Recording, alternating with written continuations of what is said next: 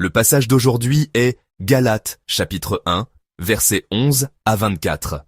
Lisons ensemble. Je vous déclare, frères, que l'évangile qui a été annoncé par moi n'est pas de l'homme, car je ne l'ai ni reçu, ni appris d'un homme, mais par une révélation de Jésus-Christ. Vous avez su, en effet, quelle était autrefois ma conduite dans le judaïsme, comment je persécutais à outrance et ravageais l'Église de Dieu, et comment j'étais plus avancé dans le judaïsme que beaucoup de ceux de mon âge et de ma nation, étant animé d'un zèle excessif pour les traditions de mes pères. Mais, lorsqu'il plut à celui qui m'avait mis à part dès le sein de ma mère et qui m'a appelé par sa grâce, de révéler en moi son Fils, afin que je l'annonçasse parmi les païens, aussitôt, je ne consultais ni la chair ni le sang, et je ne montai point à Jérusalem vers ceux qui furent apôtres avant moi, mais je partis pour l'Arabie. Puis, je revins encore à Damas.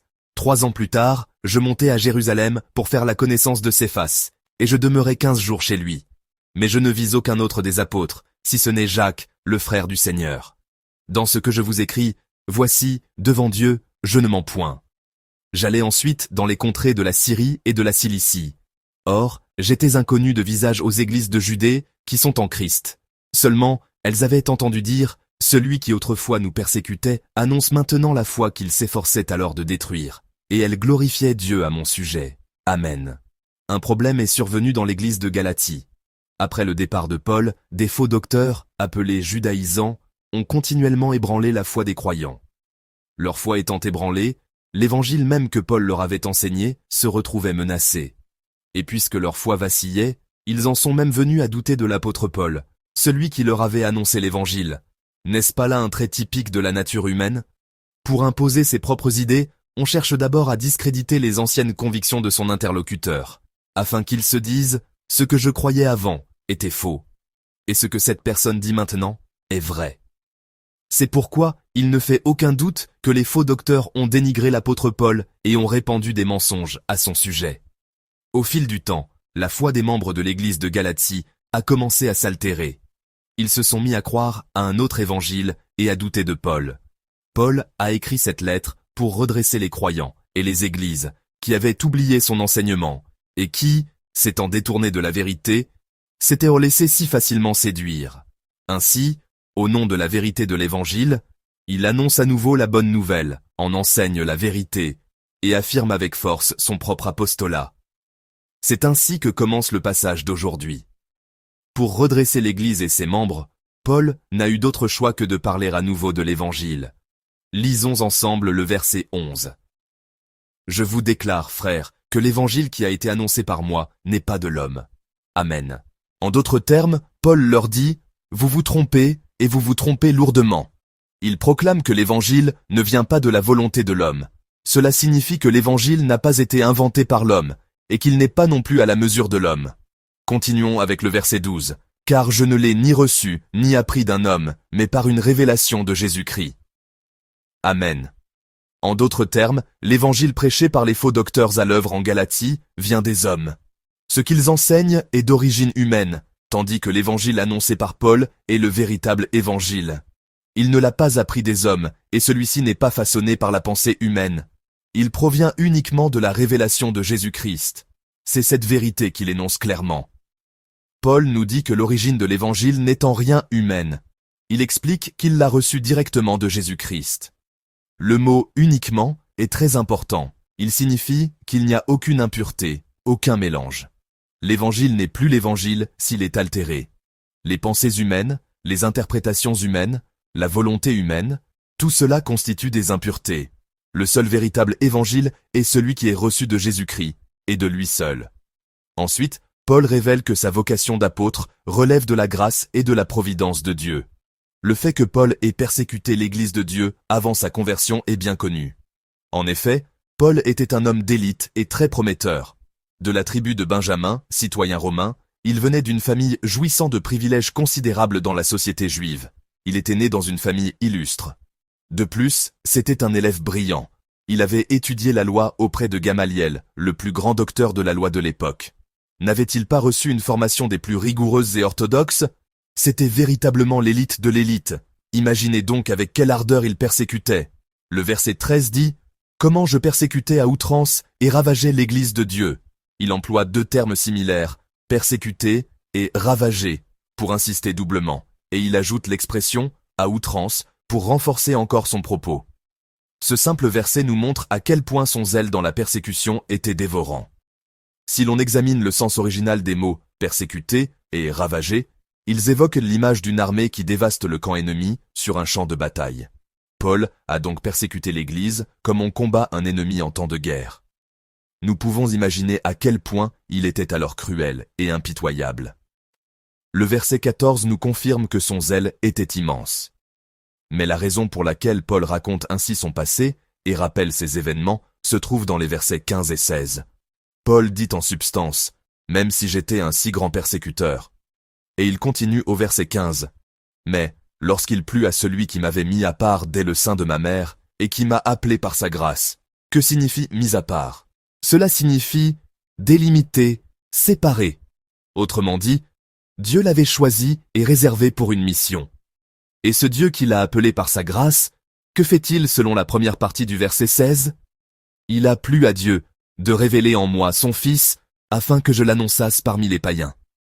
Cela peut sembler un peu compliqué, mais pour le dire simplement, c'est la confession de Paul. J'étais un homme terrible, mais Dieu m'a choisi et mis à part dès le sein de ma mère, dans le but que j'annonce Jésus-Christ, son Fils, parmi les païens. Après sa rencontre avec le Christ ressuscité, Paul avait une conscience aiguë de sa vocation. Il savait clairement pourquoi Jésus l'avait appelé et ce qu'il attendait de lui. Son message était le suivant. Je suis celui que Dieu a appelé. L'évangile que vous avez entendu de ma bouche n'est pas une invention humaine. C'est l'évangile qui vient de la révélation du Dieu qui m'a appelé, de notre Seigneur Jésus-Christ. Je vous l'ai annoncé par la volonté de Dieu, car j'ai été appelé par sa pure grâce. Voilà ce qu'il affirme et ce sur quoi il insiste à nouveau. Face à ceux qui débattent des qualifications humaines nécessaires pour être appelés, Paul fait comprendre que l'appel de Dieu relève uniquement de sa grâce. Il affirme avec force qu'il accomplit son ministère par reconnaissance pour cette grâce, et que les Galates doivent, eux aussi, le comprendre. Quand on imagine Paul écrivant cette lettre, on peut sentir sa véhémence. Il a dû crier son indignation. En voyant ses croyants courir au précipice, quelle urgence a dû être la sienne. C'est donc un appel passionné qu'il leur lance. Ne soyez plus ébranlés par ces faux docteurs et par cet autre évangile, mais demeurez fermes en ce Dieu, en ce Jésus-Christ qui vous a appelé par sa seule grâce. Mes chers frères et sœurs, cet appel de Paul s'adresse-t-il uniquement à l'église de Galatie? Ne nous interpelle-t-il pas avec encore plus de force aujourd'hui? Comme je l'ai mentionné, l'église de Galatie était en proie à de faux docteurs qui prêchaient un autre évangile. Ils affirmaient que la croix de Jésus-Christ ne suffisait pas. Ils ajoutaient des impuretés à l'évangile en prétendant que c'était le vrai chemin. Ils obscurcissaient la pureté de la bonne nouvelle, semaient la confusion dans le cœur des croyants et allaient jusqu'à calomnier Paul pour défendre leurs mensonges. Et le monde dans lequel nous vivons, n'est-il pas très similaire? Le monde ne cesse de nous murmurer à l'oreille un autre évangile. Il tente d'ajouter ses propres commandements à l'évangile que nous connaissons. Il nous susurre que nous n'avons pas besoin de Jésus-Christ, que nous pouvons nous en sortir sans lui, alors que sans Jésus-Christ, nous ne sommes rien. Il cherche à greffer les valeurs du monde sur l'évangile. Le succès, c'est le bonheur. Tu dois t'élever par toi-même. Choisis l'évangile qui t'arrange. Ainsi, le monde nous pousse à rechercher l'approbation des hommes plus que celle de Dieu, et nous fait croire à tort que nous recevons l'évangile parce que nous sommes bons. Il nous laisse croire, à tort, que si Dieu nous a appelés et choisis, c'est parce que nous aurions fait quelque chose de bien. Cependant, la parole de Dieu aujourd'hui nous le dit clairement.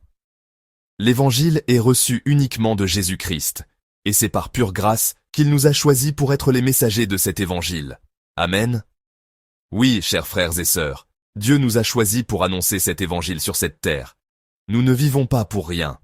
Nous avons une mission de la plus haute importance. Il y a une raison pour laquelle Dieu nous a choisis, vous et moi. Ce n'est pas pour rien que nous commençons notre journée, en ce petit matin, malgré la fatigue, par un culte rendu à Dieu. Nous nous rassemblons ici pour nous souvenir que Dieu nous a choisis et appelés par sa seule grâce, nous qui sommes si imparfaits et si petits. Nous sommes ici pour nous saisir à nouveau de cet évangile et sortir dans le monde, pour commencer la journée avec lui.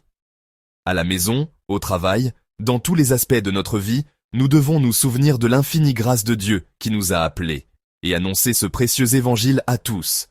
Je prie que vous soyez de tels témoins, et je vous bénis au nom du Seigneur. Lorsque Paul a vécu ainsi, quelle en a été la conséquence? Le verset 24 nous le dit, « Et elle glorifiait Dieu à mon sujet. Amen. » Les gens disaient cela en voyant Paul prêcher l'évangile. Ce n'est plus le même homme, le Paul d'avant n'était pas comme ça. Ils étaient stupéfaits. Dieu est vraiment avec Paul, la grâce de Dieu est sur lui, l'amour de Jésus-Christ est en lui. En voyant Paul, tous rendaient gloire à Dieu. Cela signifie que lorsque les gens voyaient cet homme qui semblait incapable de changer, cet homme si dur et si violent, complètement transformé par la grâce divine, ils ne pouvaient que rendre gloire à Dieu. Par conséquent, chers frères et sœurs, nous devons vivre de telle manière que les gens, en nous voyant, même s'ils nous trouvent insignifiants, puissent dire « Dieu est avec cette personne, la grâce de Dieu repose sur elle, elle porte vraiment le véritable évangile, l'amour de Jésus-Christ est en elle. » Et qu'ainsi, eux aussi puissent rendre gloire à Dieu. Que le Seigneur nous aide à vivre de cette manière. En cette époque où abondent les faux évangiles, puissions-nous nous attacher plus que jamais à l'essence de l'évangile. Puissions-nous nous souvenir de cette vérité précieuse que nous avons été appelés par la seule grâce de Dieu. En vivant chaque jour dans la reconnaissance et l'obéissance, que nos vies, la vôtre comme la mienne, ne rendent gloire qu'à Dieu seul. Amen.